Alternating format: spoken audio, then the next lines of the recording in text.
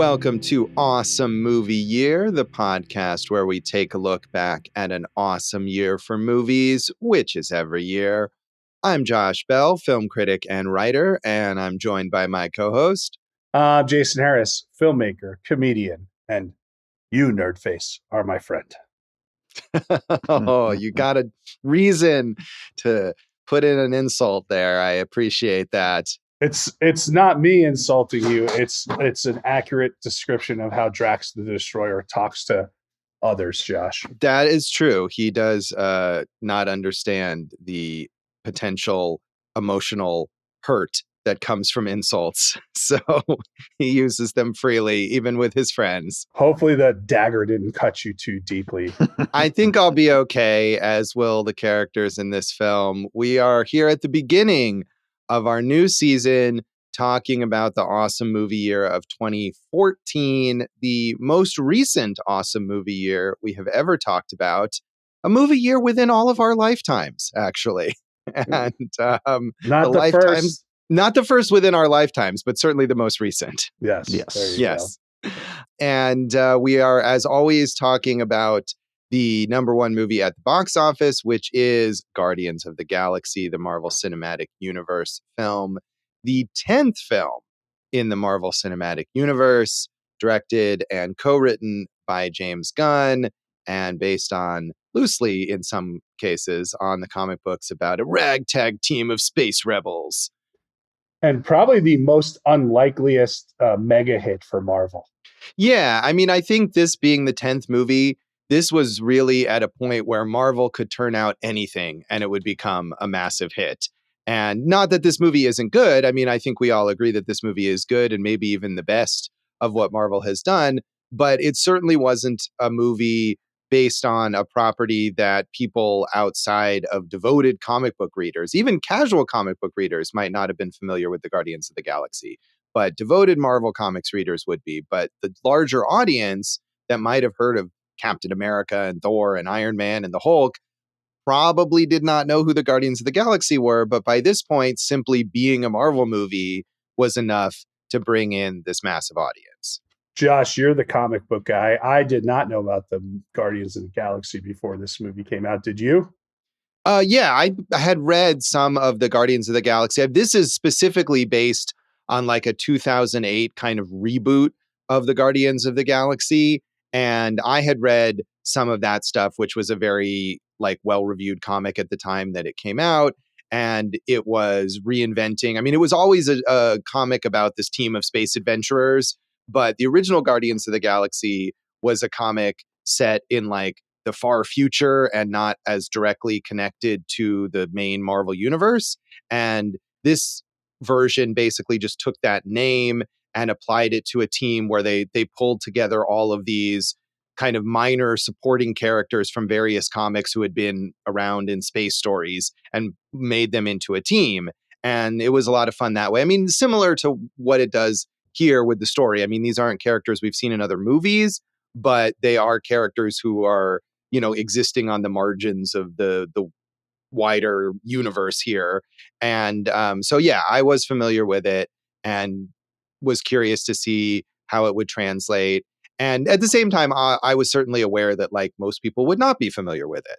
No, I definitely wasn't. The characters you're talking about, Dan Abnett and Andy Lanning, were the writers that this movie series is based on. And obviously, when you got James Gunn, you're going for that real kind of in-your-face humor, laugh, laugh, laugh, laugh. Would the stories that this movie is based on, did that involve as much humor? Probably not as much. I mean, it's been a while. I read them when they first came out, so it's been, 17 years or whatever, or a little less maybe, because the comic went on for quite a while. It was a successful comic. It was definitely humorous, and there were a lot of like almost, I'm trying to remember, I think it was almost like reality show confessional style panels with the characters, because of course they're misfits and they don't get along and they all disagree about their mission and stuff like that. So there was some humor, but it was not quite as comedic as this version is. And of course, it didn't have the music element that James Gunn brought that was so important here. Yeah. When rewatching, like I was like, man, when you think needle drops, right? You think Tarantino, obviously Scorsese. I feel like James Gunn just crushed the needle drops on this thing. He did. And I mean, we should give credit to Nicole Perlman, who is the other credited writer here and the original writer who, according to Wikipedia, wrote like 9 or 10 drafts of this film. And she was the one who initially introduced the idea of these vintage pop songs being part of the film, although it was from a different era when she started with it. And she is credited here. There's a number of other uncredited kind of rewriters and co-writers that worked on the script as well. So I feel like this movie is generally credited solely. People give the artistic credit to James Gunn, and he is the director, and it's not that he doesn't deserve it. And he did rewrite the script as well. He did. But I think we should acknowledge that there's a bunch of other writers involved in this film, including after James Gunn came on board to rewrite. That's so weird that Marvel would have more than one writer working on a project. Right. Well, it's not, of course, weird, or that any Hollywood movie would have that. But I think people are, and I would count myself here too, eager to single out this movie as, oh, look, this is a personal artistic vision as opposed to the vast majority of Marvel movies. And that's true comparatively, but there's still a lot of other collaborators. Yeah, no, I think that's pretty accurate, right? You think of like Whedon when he did the Avengers, and Whedon has this quote about James Gunn because Whedon was still consulting at this point. He said, "James is what makes me think it will work. He is so off the wall and so crazy, but so smart, such a craftsman, and he builds from his heart. He loves the raccoon, needs the raccoon. He has a very twisted take on it, but it all comes from a real love for the material. It's just going to be hard for the human characters to keep up." Yeah, but there's a good balance here, I think. I mean, that was a concern, I guess, early on, whether Rocket Raccoon should be involved at all, if he would seem too much like a Looney Tunes character. But James Gunn does know how to make all that stuff work together. And Bradley Cooper really does an amazing job with the voice work to make you empathize and get the emotional crux of that character. Also, got to give love on the voice acting side. I really think Vin Diesel brought a lot to the table as Groot here.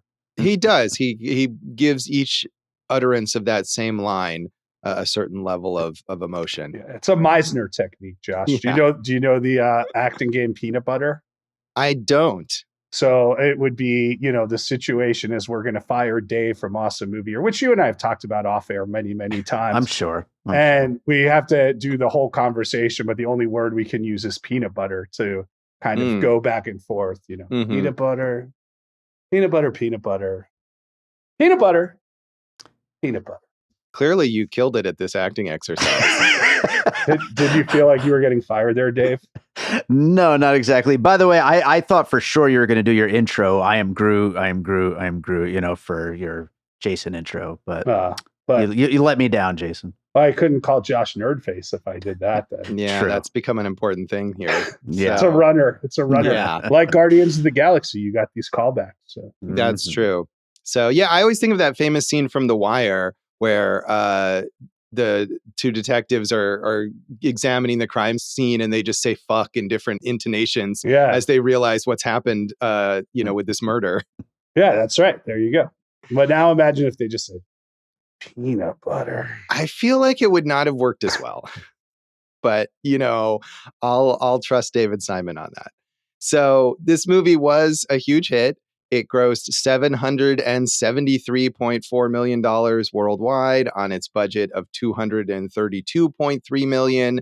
It was the highest grossing film of 2014 in North America and the third highest grossing worldwide, behind Transformers: Age of Extinction and The Hobbit: The Battle of the Five Armies, two crucial, essential films.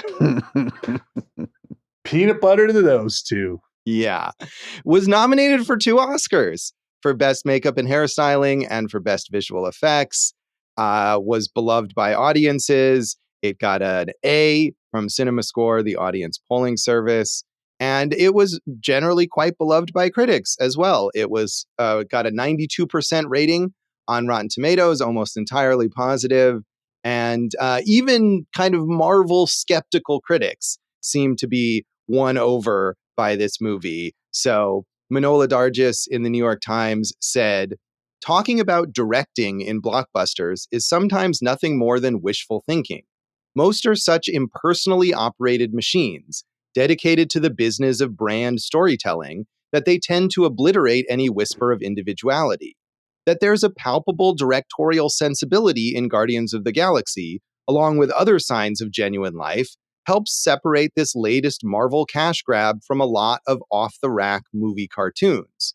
Here, a pulse, wit, beauty, and a real sensibility have been slipped into the fray alongside the clockwork guffaws, kabooms, and splats. The story may be confusing and generic by turns, but if you shake off the bonds of narrative coherency, it's liberating, letting the weird words just slide right past you, much like the zigzagging, exploding 3D spaceships. What sticks are the fantastical landscapes, the beautiful creature designs, and the actors delivering lively performances, even with strata of makeup and digital wizardry. Yes, how can you deliver lines with makeup on? Wow, what an impressive feat. Well, I think certain prosthetic makeups can limit the expressiveness of actors' faces. Fair. Yeah, look, Gunn did as many. Look, there's so much. I think 90% of this movie is visual effects. Yeah. But he also did as many practical effects as he could. And, I went back and I watched Slither and Super before this. So you could see that kind of building. But this is like such a huge step up from those two. It's pretty impressive what he was able to accomplish. I did not find the plot confusing, as the reviewer said here. I did think, okay, you're a villain. Like, where are we going? Like, it's a little mishmashy, I would say. But again, you're along for the ride with these guys and it's fun. So you kind of let that stuff go. Yeah, I don't know that the plot was confusing per se. It was just not interesting in any way. Well, to me, it's like, you've got Glenn Close and you got John C. Reilly and, you kind of button them at the end. And I know we see Glenn Close in 2 or 3, but John C. Reilly, they never really did anything with that character afterwards. Yeah, there's a lot of minor characters here that you could probably lift entirely out of the movie without any effect whatsoever. Right. Benicio. Yeah, exactly. Jimon Hunsu's character, etc. So, yeah, I mean, the plot is a very basic, like, the bad guy wants the doohickey so he can destroy the planet, and we have to stop the bad guy from getting the doohickey. I mean, that's all that you really need to know. And maybe the dingus? The dingus, exactly. I mean, there's explicit Maltese Falcon references in this film. Fantastic. So I'm surprised that Star-Lord doesn't call it the dingus at any point. That would really fit with the tone of this film. He does, right? You're right, though. He does say that at while they're walking into jail. He's like, this is a real Ark of the Covenant Maltese Falcon type thing. Yeah. And I think Indiana Jones is the other great comparison because of that sense of adventure and kind of humor. I think they really leaned on that. Yeah, definitely. So Scott Foundas in Variety said, Scott Dingus. If the wayward denizens of Star Wars' Mos Eisley Cantina rose up and demanded their own starring vehicle, it would probably look something like Guardians of the Galaxy, an alt-Avengers in which a ragtag band of misfits and mercenaries make the world a safer place almost by accident. An unusually prankish and playful Marvel Studios vehicle, director James Gunn's presumptive franchise starter is overlong, overstuffed, and sometimes too eager to please, but the cheeky comic tone keeps things buoyant, as does Chris Pratt's winning performance as the most blissfully spaced-out space crusader this side of Buckaroo Banzai. Good reference to the adventures of Buckaroo Banzai in the 6th dimension, or whatever that full title I think it was the 8th dimension. I said, whatever, Josh. All right. Whatever. I was just trying to remember the correct one. Thank you. Right. We all just saw Thunderbolts recently, and this is like, they were probably like, hey, do that thing that the Guardians did, but they get more with mental health issues, even though there's plenty of them in here. They're just more on the surface in Thunderbolts. Right. And Thunderbolts actually does what I was sort of describing that Guardians of the Galaxy comic did, because now the Marvel Cinematic Universe has been around long enough that a movie can round up these kind of B-level supporting characters and throw them all together and put them in their own movie. It's strange because, like, in the Nicole Perlman drafts, like Yondu was part of the team and there were other characters as part of the team. And you said from reading it, it's just like kind of like patchwork to create this Guardians of the Galaxy unit, and it just kind of all worked. Yeah, I mean, they definitely made the right choices with which characters to include or leave out, and they get the right balance of chemistry among the characters. And of course, the actors, that's the casting is key there as well. I know you like to talk about the alternate casting. I think there's a lot of other options that would have maybe not worked out as well. Right. I had mentioned to you that Glenn Howerton was the second choice of James Gunn to play Peter Quill. So that's interesting. I mean, Chris Pratt, we'll get to him, but it's become a situation where he's kind of like The Rock to me. Like, I think he's great in these movies, but now it just feels so like, hey, what's the most money I can make without actually trying type thing. And it's a bit of a turnoff to me. Yeah, this turned into sort of a double-edged sword for him because it opened up this whole new avenue, and then he kind of took the wrong lessons from it, I think we could say. We'll get to that in a little bit. Pratt, Evans, thank goodness we have a Pine, right, guys? Sure. Mm-hmm. Yeah, he's a good one.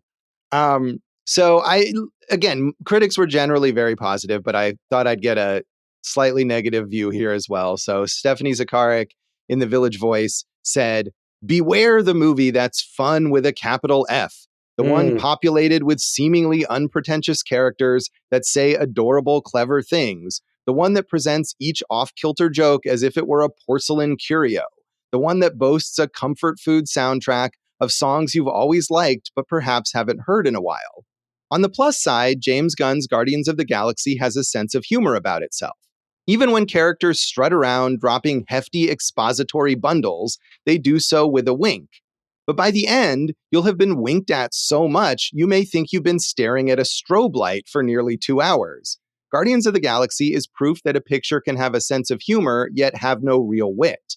It hits every beat, but it hasn't got the beat."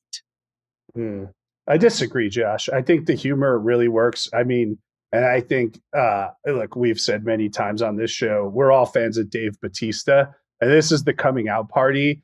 I don't think anyone could have done Drax better than he did. Obviously, he's a physical presence, but his deadpan delivery is just so perfect. And I feel like all these characters and their interplay and their attitudes really do work. And we know Gunn, Perlman, clever writers. So to me, it all worked.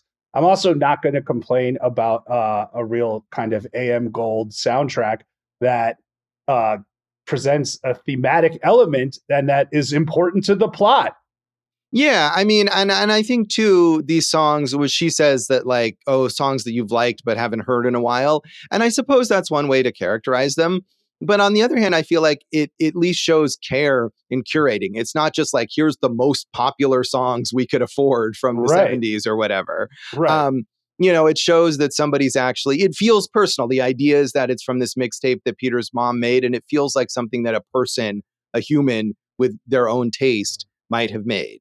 And I mean, I agree with you. I enjoy the humor here. I think certainly if this isn't your wavelength, if you start the movie and you don't find the first scene amusing, you will hate this movie because that's what the whole movie is.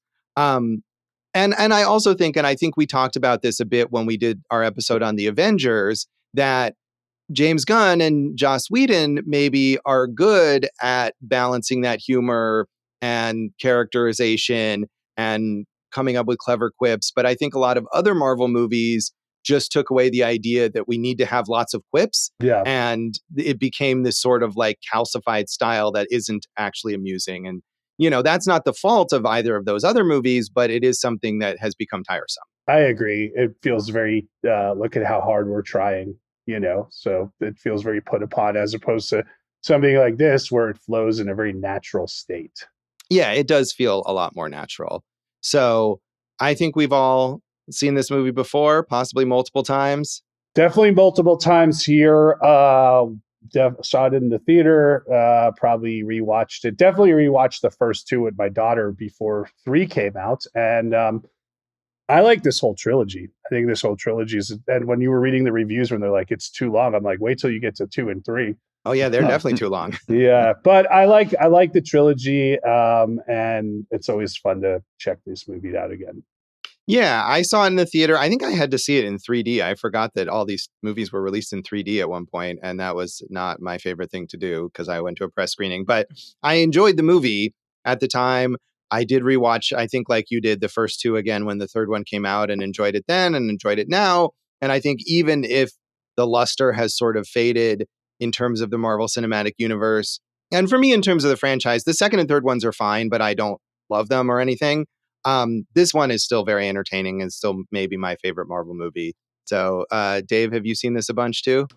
I had only seen it the first time, like opening weekend in the theater, and yeah, I loved it back then too. And I've never really been a big superhero guy, but they always pepper in like a few really good ones throughout this like 25 movie run that they had. And this was definitely one of the ones that made me keep coming back to see like, well, maybe this next one will be good. Maybe this next one will be good. And it's like, if it's anything like Guardians of the Galaxy, then I'm there, Yeah, you just got to keep hoping. Yeah. So, yeah, I mean, if we're stuck talking about a Marvel movie, I feel like this is the one that I was not too unhappy to revisit. Sure. This and the Avengers, which we talked about in our 2012 season, are among the highlights for me of the MCU. So I'm glad that we weren't stuck talking about Thor 2 or something instead. So, Jason, anything else you want to say about the background of this film? Peanut butter, peanut butter, peanut butter, peanut butter. That means nothing. So we'll come back and talk more of our general thoughts on Guardians of the Galaxy.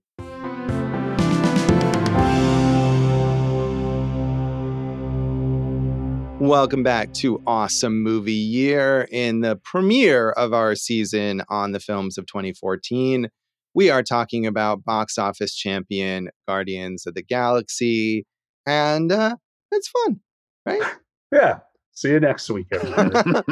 I mean, I think that is like a not to be discounted quality, because that's the main thing that you need these movies to be, is fun. And too many of them try to be fun and fail. This is exactly what I want from a popcorn movie, right? 2 hours, you have your popcorn, your soda, you're laughing, you're following the adventure. There's some good fight scenes. There's some good set pieces. You got the actors hitting on their big levels there. I mean, I'm almost in complete agreement that this might be the best Marvel movie. Avengers Endgame is really good, and the one before, which is Infinity War or something like that. I like both those, and I like I like the first Spider-Man with Michael Keaton when he comes back, which is kind of a mix. But yeah, I mean, this is just a delight. It's an easy breezy, fun watch, as you said, Josh. Yeah, and I mean, I think it's also something where, even though if you've seen a bunch of other Marvel movies, especially those two Avengers movies that you just mentioned that came later with Thanos, things that are being kind of set up here or things that came from other movies, but it doesn't really matter.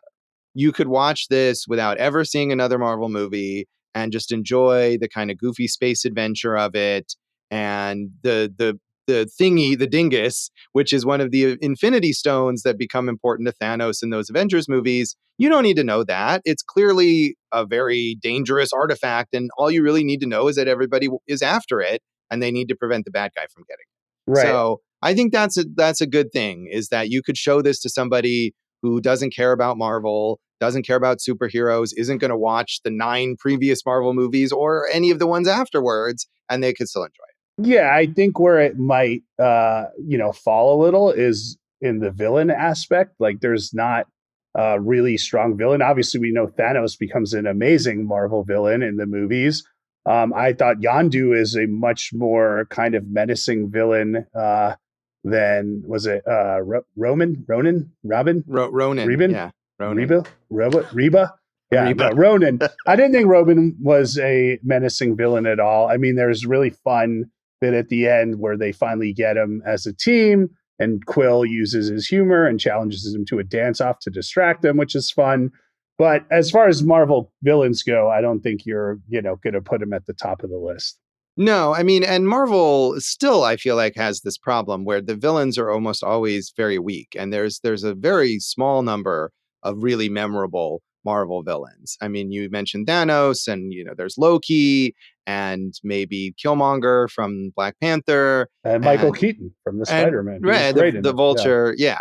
But I mean, overall, the villains are weak, and I agree. Ronan is a completely throwaway villain.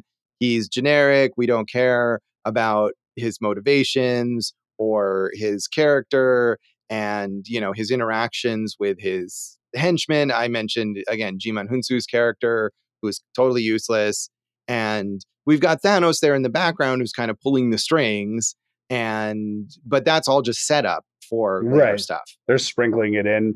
I was thinking because the Sam Raimi Spider-Mans, the first two especially, had great villains, right? Green Goblin and Dr. Octopus. So it's interesting that they kind of fell so far away. And I think you could even do that from the first Avengers movie where you're like, well, we already seen Thor beat Loki, so why is Loki a threat to everybody here? That kind of fell off for me. Thanos really turns it around. But yeah, I mean, I agree with you. The villainy in Marvel films is not as menacing as you want. Right. I mean, and there are a lot of great villains in Marvel Comics, but I think they just haven't done as good a job of translating that. And in part, maybe because the thing with movies is that you always, or I don't know, they've decided that they have to defeat the villains like definitively. So these characters show up and they haven't been developed and then they're just killed. And so that's a bit of a missed opportunity. But I agree. Ronan, I don't know that Ronan is all that interesting a character in the comics either. I don't recall if I've read any Ronan stories in the comics. And if I have, I don't remember them. They didn't make much of an impression on me. So that is definitely weak. But I think because this is a team ensemble book, that's less important than if this was like a single hero where the real central conflict is, can the hero defeat the villain? Here it's, can these people get along? And that we definitely care about. Yeah, at the same time, if you have four kind of or five in this case, like really skilled fighters in their own ways, right? You want a villain that is a worthy adversary. Right. Yeah. I mean, and he's an adversary in that he's very powerful, and it clearly takes a lot for them to defeat him. And they have to have a big goal space battle and everything. And then they have to use the power of friendship. But, which is important. The real victory were the friends they made along the way. And that is absolutely the message of this film. That is unironically the moral here. And that's why the villain is not that important, because it's about the friends that they made along the way. And they do make friends. Josh, has there ever been an actress who has made more money in movies for studios that's as kind of under the radar as Zoe Saldana, even with her, Oscar win this year? It just feels like you plug her in, she does her job right, the movies make tons of money, and then no one says anything about her until the next time it happens. Right. I mean, and I think it's because people discount the importance of the actors in stuff like this. And maybe not this as much, but like the Avengers movies, which she's also in, or some of them, and Avatar, and the Star Trek franchise, which is not as high grossing, but is very successful. I mean, those are the three like massive blockbuster franchises that she's been a key part of. But yeah, I mean, she's in like 4 of the 7 highest grossing films of all time or something. Mm-hmm. I mean, it's amazing. And she's very good. I mean, all the actors in this film are very good. And this is a movie where that is very important. Well, I mean, again, all the main actors. Yeah. So, but I do think the conflict between her and Quill and the conflict between her and Nebula are probably the most interesting conflicts in the film. Yeah. And the conflict between her and Nebula could have been fleshed out a bit, because that gives a villain character more depth. And we see more to Nebula in the later movies, I believe. But yes, definitely. The sort of sibling relationship between Gamora and Nebula is a lot more interesting than whatever the heck Ronan is doing. Yeah, I think it's Gamora. Oh, well, whatever. Yeah, Gamora is a monster who fights Godzilla. Yes. Peanut butter. That's my Gamora impression. Set pieces, Josh. I love the escape from the jail. That's the first time we really see him work together. I love the prank where Rocket's like, I need that guy's fake leg, and then Quill gets it, and he didn't really need it.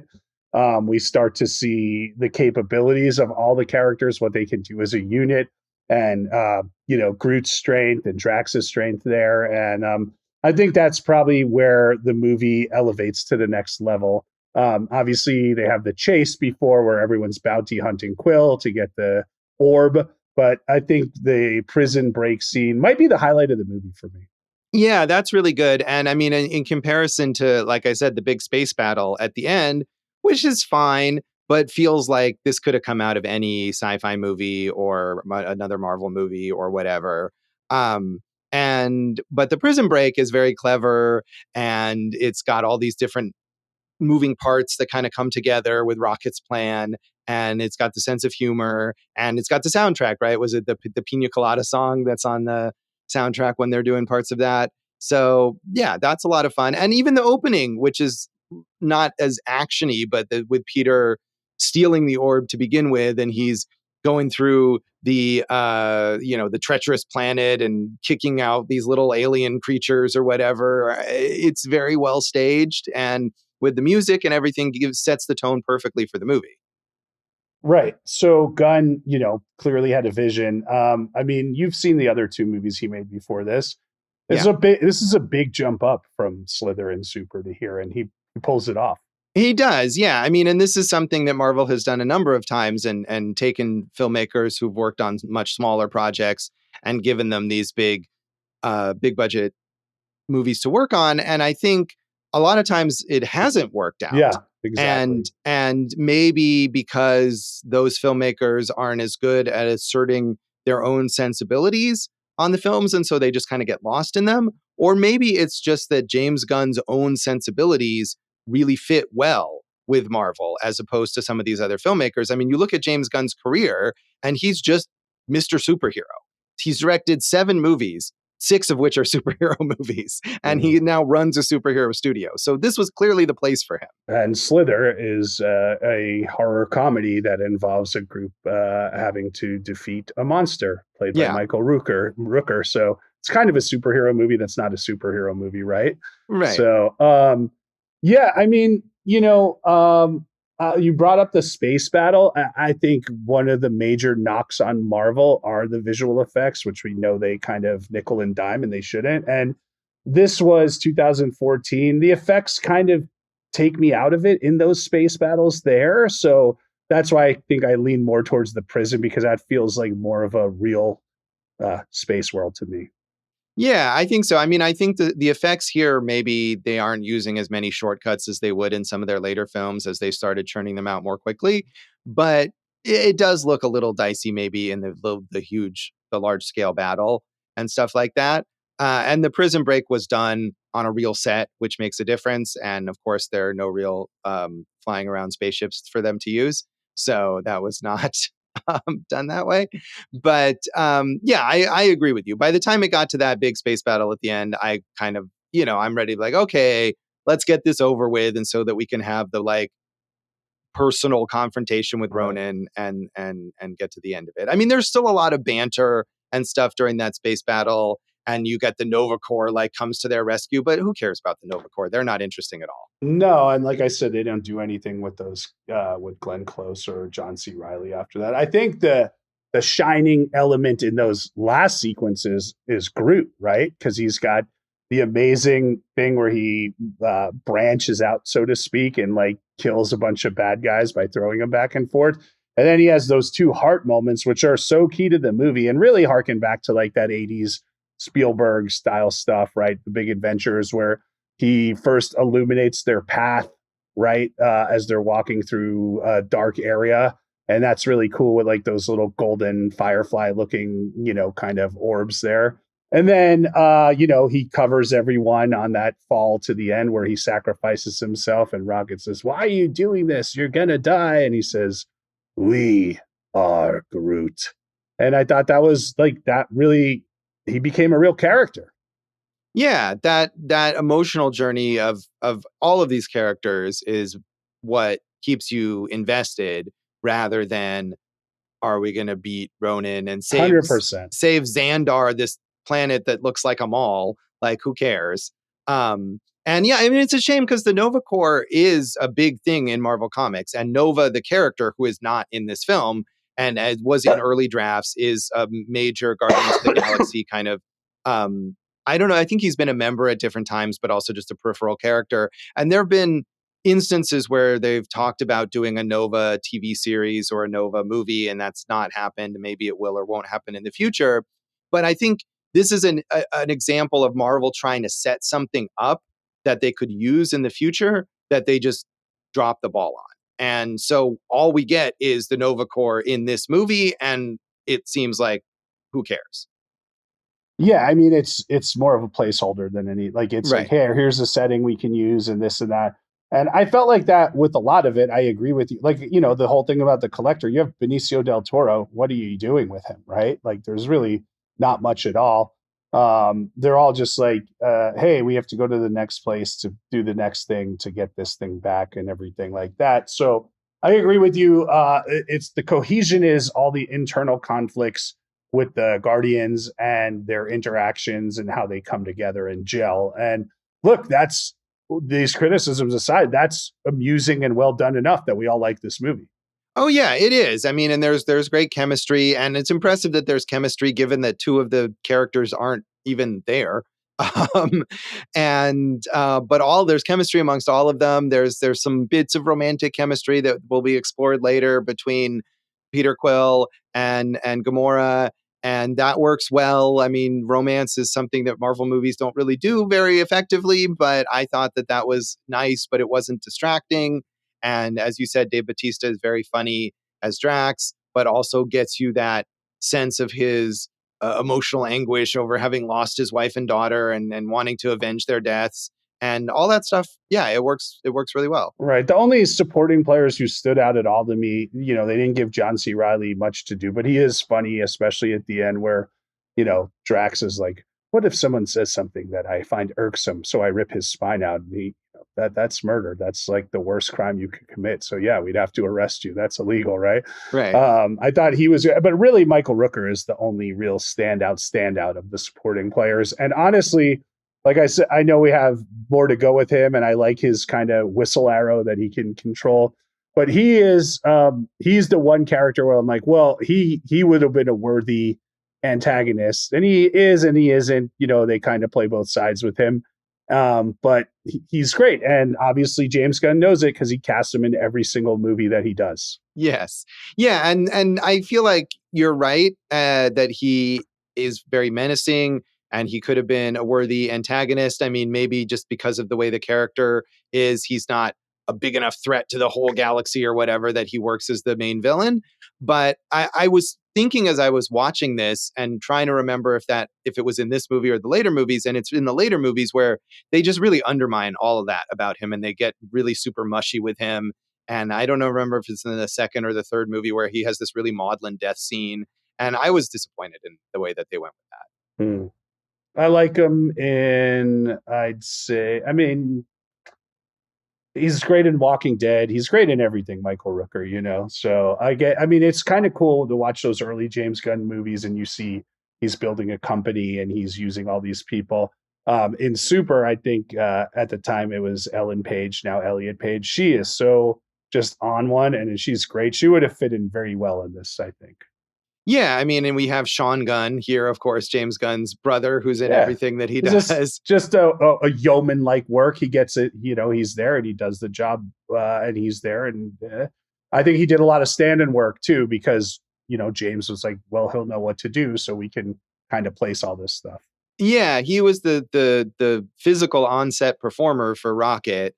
And I think it's kind of a shame that, I mean, him and I don't even know the name. I didn't write down the name, but the stand-in performer who performed Groot on set. And those people don't really ever get much credit because of the voices of the famous people that are good. As we said, both Bradley Cooper and Vin Diesel do good work as the voices of these characters, but they're not there during filming. And there's a lot of physical movement with these characters that's important, that's captured on set, that is done by these other actors.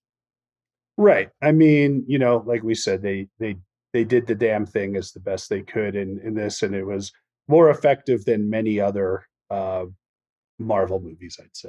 It was. So, Dave, do you have any thoughts you want to add on it? Yeah, this is a perfect time when you give you these thoughts. Also, let's talk music. Oh, I mean, yeah. I mean, the soundtrack rocks. And yeah, I mean, I would just say, aside from it being really funny, one of the funniest superhero movies just in general, I know Jason was talking about how the space battle scene maybe doesn't look as good as it could, but I think like that, I'm not sure about that, but that withstanding, I think this might be the best looking superhero movie. Like I that's the only other thing I wanted to say. Like I think these visuals really hold up. And of course we want to see more practical stuff and all that kind of thing. But as far as like a 90% CGI action blockbuster type thing, this movie looks amazing. Well, I mean, if you want to qualify it as like the best looking of that, because I think if you go back to like Tim Burton's Batman, sure, it that's would like a offer whole from different those thing. worlds. Yeah. So, Yeah. And Dark Knight stuff. So Yeah. but yeah, I mean, I don't love all the CGI stuff. I do think this one does it better than a lot of the other Marvel movies, so I'm cool with that.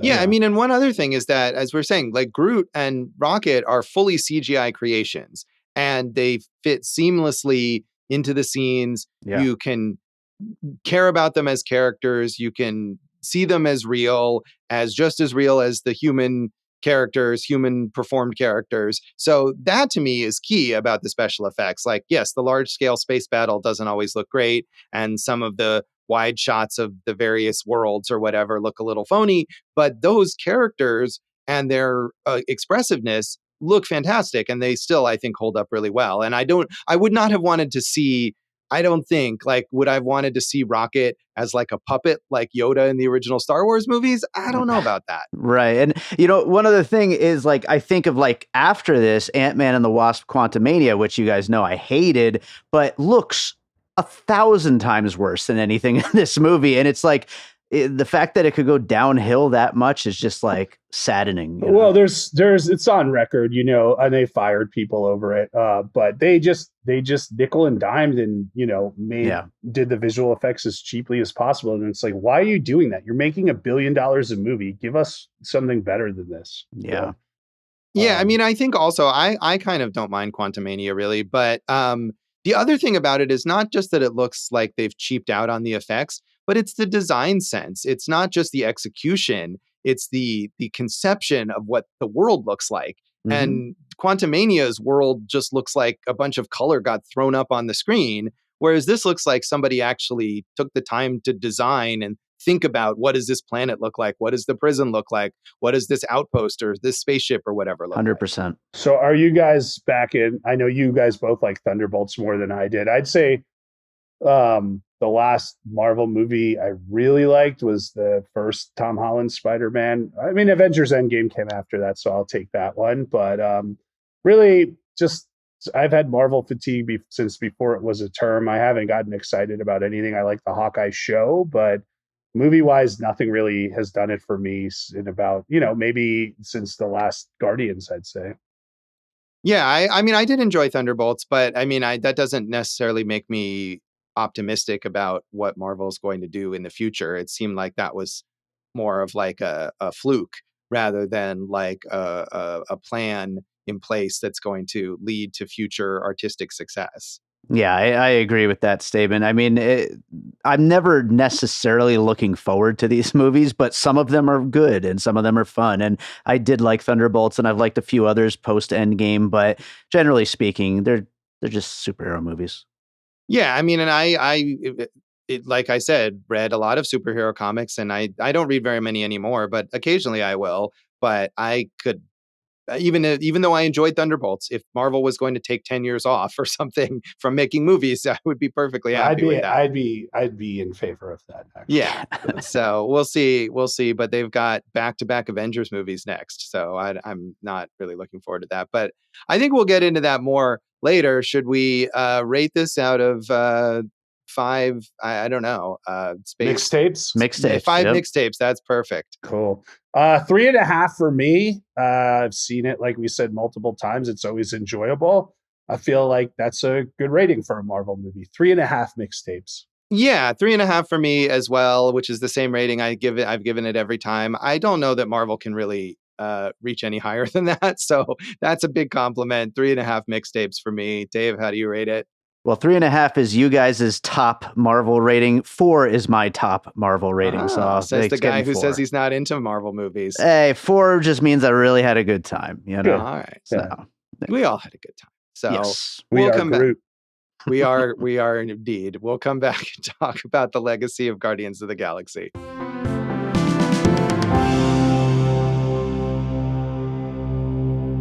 Welcome back to Awesome Movie Year. In this episode of our season on the films of 2014, we are talking about box office champion Guardians of the Galaxy. And as we mentioned, this led to two direct sequels. Of course, this is Marvel, so lots of things and characters and elements from this movie ended up popping up again in other Marvel movies, but the Guardians specifically have two sequels, Volume 2 and Volume 3, which I know a lot of people like more than this one, but I think this is clearly the best one. I would have to rewatch them. I did like both of them. Also, the holiday special is very funny with Bautista and Palm over there. She does a good job. I've never seen that holiday special. I should watch that. Not good. It's really not good. I really like the third one. I did not Disagree. like the second. So yeah, I feel like to me the holiday special is the epitome of like, let's like triple down on this jokiness, and it just becomes annoying. See, I like it, but I also like James Gunn's Peacemaker. Peacemaker. Yeah. Peacekeeper is Nicole Kidman and George Clooney. Yeah. The Mimi Letter movie that killed her career. So no, but I think, hey, look, nobody gets more comedy out of professional wrestling champs than James Gunn. Yes, he knows how to work with those guys. But yeah, I mean, I think it's like the holiday special is all like the sort of cutesy humor that goes too much. And to me, like Guardians Volume 3 goes way overboard on the like sentimentality of it. And this has the perfect balance of that stuff where it is emotional. You can care about the characters, but it's not sort of beating you over the head with that. The jokes are fun, but they're not like trying too hard. And I think the balance doesn't work as well later on in the franchise. What a crazy superhero journey for James Gunn, from Super to Guardians to getting fired by Disney for tweets he made 10 years ago that he apologized for, to making Suicide Squad and Peacemaker, to getting rehired by Disney, to leaving to take over to resurrect DC. And now we'll see if he can do that with Superman. Yeah, I wonder about that because, again, I think if you look at the Guardians movies, the Suicide Squad, and I haven't seen Peacemaker, but Jason, it sounds like this is what it does as well. And I recently watched Creature Commandos, the animated series that he wrote, which is another DC thing. And they're just all the same iteration of like, all these misfit outsiders are going to form a crazy team, and can they get along, and they're going to help each other with their issues. And by the time I got to Creature Commandos, I just really did not like that at all. And I was just so tired of it. So that's obviously not what Superman is, but I wonder if he can kind of pull that off by do something different there, and something that's less jokey and more earnest. And I am skeptical of that. Yeah, I guess the Slither would be the closest thing to like building on those kind of relationships. But it's not just that. He has to program an entire slate to reboot this thing because DC's garbage, the way the movies have been done, just trash, just really bad. Yeah, there were some mistakes there, and mistakes were made. Real Timmy Failure style. Oh, Timmy Failure! When was the last time we mentioned Timmy Failure? It's been a while. Yeah, I don't care about that. I mean, the universe building, I think, is a complete folly anyway. And even Marvel, which has done such, has had such success with it, is facing diminishing returns with that. And so to take that on as a project, I think is a fool's errand. But will any of the individual pieces of that be any good? Will the Superman movie be good, or whatever else he's got in the works? I don't really have any high hopes for any of those things. I'd like to see him succeed with that there, Josh. I tell you who I don't have any high hopes for is Chris Pratt. And I'm not being insulting. I just like, he was good in the Lego movie. He's fine as Super Mario, but it's just like, dog, you're boring me. All you're doing is boring me. Just this, that, the other thing. It's like, So he's got the new Timur Bekmambetov movie, Way of the Warrior Kid, a bullied 11-year-old named Mark learns to find his inner warrior over one summer with the help of his Navy SEAL uncle Jake. That's not Timur Bekmambetov. That's Oh, a different one. He's doing Timur's movie called Mercy. Yeah, that's a sci-fi movie. That one. Yeah. Is that going to be Screen Life or is that going to be different? No, I don't think so. No, I'm pretty sure not. I mean, Timur Bekmambetov, he produces all those Screen Life movies, and I think he's directed like one of them or one or two maybe, but he also works on other things as a director. I'm pretty sure that's like another bloated big budget sci-fi epic kind of thing. Right. And wasn't he just in that one that's the Electric State? Yeah, with the Russo wig. brothers, right? Which people say is the worst movie of the year, right? So yeah, I just like, my thing is like, we know he's charismatic and he can do comedy, and I've seen him do drama, and it's like, you could do so much better than what you're doing. Yeah, I mean, it seems like the lesson he took from the success of this is like, I need to only star in giant blockbusters, and he did the Jurassic World movies, and then, you know, as you said, the Electric State, which is obviously meant to be kind of a franchise starter. It was like $300 million Netflix movie. He did the Tomorrow War, which is another ridiculous, like over the top action sci-fi thing that was an Amazon movie. And you know, and then he does those animated voices, and we will talk later this season about one of those. But, you know, Dave, I know you like the Super Mario movie, but I mean, having seen that and having seen the Garfield movie, like he's just like, hey, I'm Garfield.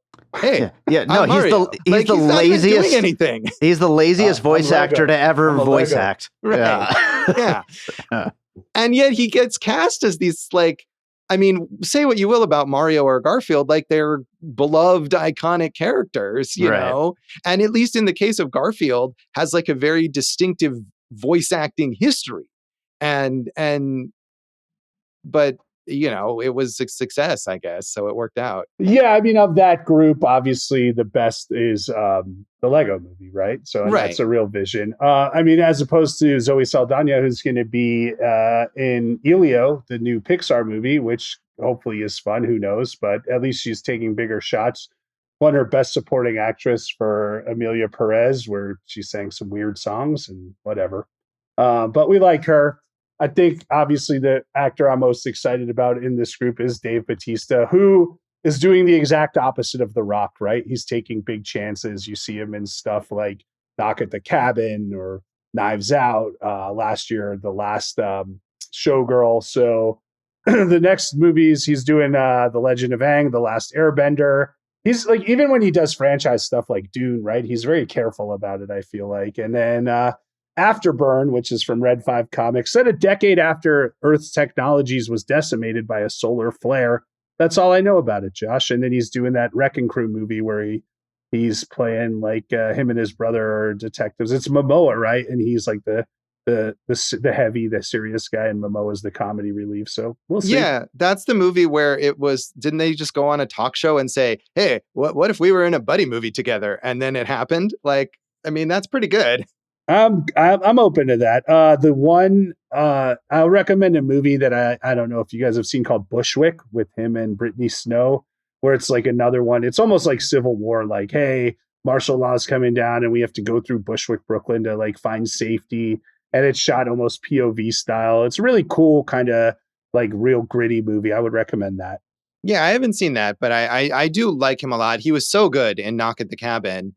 I mean, I feel like he could have gotten an Oscar nomination for that. He was my pick for Best Supporting Actor that year. Yeah, and he's good in The Last Showgirl, which I have mixed feelings about. But, you know, he gives this very grounded performance, and you know, he's very good, but he's still in mostly like genre movies. But you watch that, which is just this character-driven drama, and he's very good in that as well. So yeah, I'm curious to see whatever he does next. And I agree. I think if you look at his trajectory and Chris Pratt, and both of them, you know, Chris Pratt coming out of like TV sitcoms and him coming out of wrestling, and both of them getting this opportunity with this film to take their careers in a new direction. Maybe Chris Pratt has made more money, but Dave Bautista has definitely made better choices.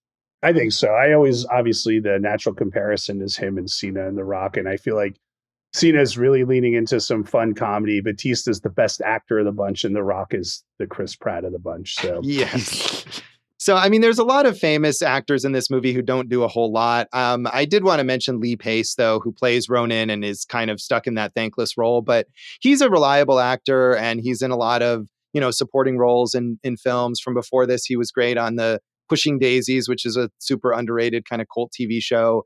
And I guess he's the main star of Foundation, the sci-fi series on Apple TV that I've never watched, but could be cool.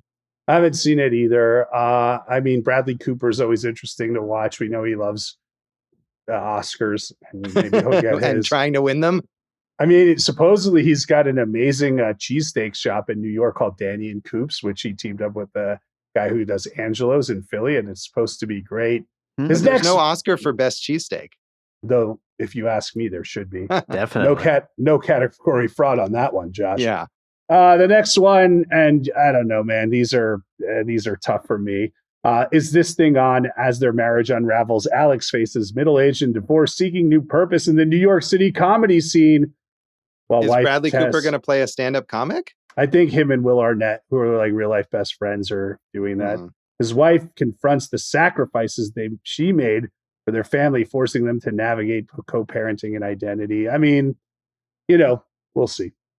Yeah, I mean, I do think he has gotten a little too full of his own artistic genius, allegedly. And I mean, I really liked A Star Is Born, and I feel like he can be a good director, and he can be a good actor, and he's very fun. I think he's enjoyable in this movie, in part because you don't see him, and he's just like, here I am doing a goofy voice, and he's having fun with it. I love him in that stuff. Wedding Crashers comes to mind. Obviously, Hangover, we know, but I know he tries hard with the stuff he directs, and he is a good director, but I think he's really good in both those movies in Star Is Born. And I thought, that sequence in Maestro where he's conducting is like transcendent in the castle. So whatever you feel about those movies, I think he still, as an actor, is someone I look forward to seeing in whatever he does. He was fantastic this year on Righteous Gemstones.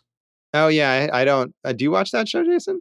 Seems like you would watch. Yeah, I got to watch it, but I haven't. So good. Yeah. Well, that's good. I didn't even know he was on that. And I feel like it's good that he can take, which is, I presume, a supporting role on that. And just, it's like a small thing. This is what I'm saying, right? And I think it's fair to compare him and Chris Pratt in regards to like, hey, they're both huge stars and they both can pretty much write whatever check they want to make any movie.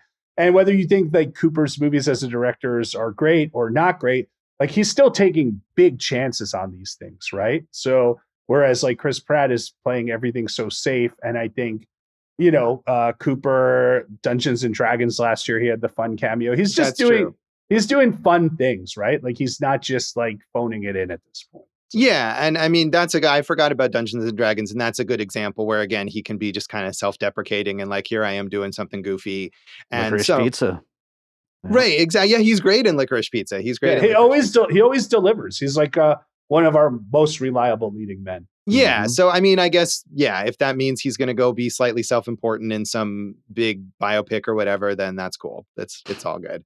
So anything else you want to say about the legacy of this film, Jason? Yes, Josh. I mentioned Victoria Alonso, who was the one of the heads of Marvel who got fired and everything. And this, I feel like, is an important quote, Josh, from her that about Rocket, why they had to do Rocket all in effects, Josh. Now, this is important, guys, because she said, you can't do any motion capture with a raccoon. They won't let you put the suit on.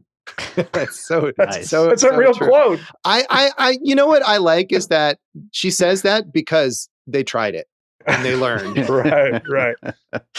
That's just great. Ridiculous. So. Yeah. I have a legacy thing I wanted to mention. Yeah. We all know that vinyl has been back for many, many years, but this movie is actually responsible for the cassette tape resurgence of the last 5-10 years. I think it is a stupid thing. And I agree. Yeah, it's so ridiculous. But if you want some cassette tapes, come into Extracts Records, because we got a great selection of them. Boss man. People come in all the time for them, and I I don't roll my eyes because I'm a nice guy. But at the same time, inside, I'm rolling my eyes. I don't understand why people want cassette tapes. Josh, you know what he's going to say next. You can get my new Pump Ups album on cassette, blah, blah, blah, by David Rosen. See my podcast live, blah, blah, blah. I should Did you get it put on your album cassette. out on cassette, Dave? I should do that just to, get the hipsters, the hipster dogs. Yeah. Right. Yeah. There's a lot of those. Yeah. So, I mean, but did you have people like after this came out, people coming into Wax Trax saying 100%. they wanted cassettes now? Yes, 100%. What about Walkmen? Were they buying Walkmen from you too? They all somehow still have their Walkman, and they all have cars with cassette tape players. I'm like, who are you people? I mean, I do have a cassette player just because I think I have some old things. I have some old cassettes that I might want to listen to. But I agree with you. It's like the worst of both worlds. Yes. It's not high quality sound, and it's not easily portable. And I understand. I don't collect vinyl or really, I'm not into it, but I understand the interest in that. But the cassette thing, I don't get. Yeah, vinyl's awesome because it's the way music was made to be listened to, so to speak. I love the way it sounds. It's gotten so expensive, though, Dave. Yeah, But the only thing I miss about cassettes and something some of our listeners will never know the joy of is making and receiving mixtapes for your crushes. Yeah, I mean, mixtapes are fun, although, I made mixed CDs and those were not as fun. I thought they were equally fun. But no, I mean, I think we're all of the generation like growing up on cassettes. So if I was going to have nostalgia, it wouldn't be for vinyl. I never had vinyl when I was a kid. It would be for cassettes. And I just don't understand it. I feel the same way about VHS, but that's a separate discussion. Oh, snap. That is Guardians of the Galaxy, and that is this episode of Awesome Movie Year. You can check us out online and on social media. Yeah, we're at awesomemovieyear.com. We're at Awesome Movie Year on Facebook and Instagram. I'm at Go for Jason on Letterboxd, Jason Harris Comedy or Jay Harris Comedy on all the socials. You can find some old stuff from me at joshbellhateseverything.com. I am at Josh Bell Hates Everything on Facebook, at Signal Bleed on Blue Sky and on Letterboxd. And if you're on Letterboxd and you watch this movie or any of the movies we talk about on the show, tag your review Awesome Movie Year. We would love to know what you think. And check out our producer David Rosen's awesome podcast, Piecing It Together. Check out Piecing It Together wherever you listen to podcasts. Follow us on social media at Piecing Pod, and check out our Facebook group, Popcorn and Puzzle Pieces, where we'll have probably a post any day now about this season. So come tell us your favorite movies of 2014. Who doesn't want to jump on it will have come out already by the time the episode. What an out, advertisement! Yeah, it'll be like right around the same. I don't know. Yeah, you're right. I guess. Yeah, it'll be before the episode is released to the listeners. I almost got it. I almost did it. Just for the listeners, it's nice because there are definitely times where Josh and I will say something and we'll be like, yeah, you can edit that out. That's not right. That's not correct. It's nice that it happened to you today, Dave. Can't edit myself out. So yeah. Keep it in there, baby. Jason, what's in our next episode? It's our first feature, Josh. We're going to a talented director who might be a little underrated. We'll see. Riley Stearns. The movie is called Faults. So tune in next time for Faults, and thanks for listening to Awesome Movie Year. Thank you for listening to Awesome Movie Year. Make sure to follow Awesome Movie Year on Facebook, at Awesome Movie Pod on Twitter, and at Awesome Movie Year on Instagram. And if you like the show, review us and rate us with 5 stars on Apple Podcasts.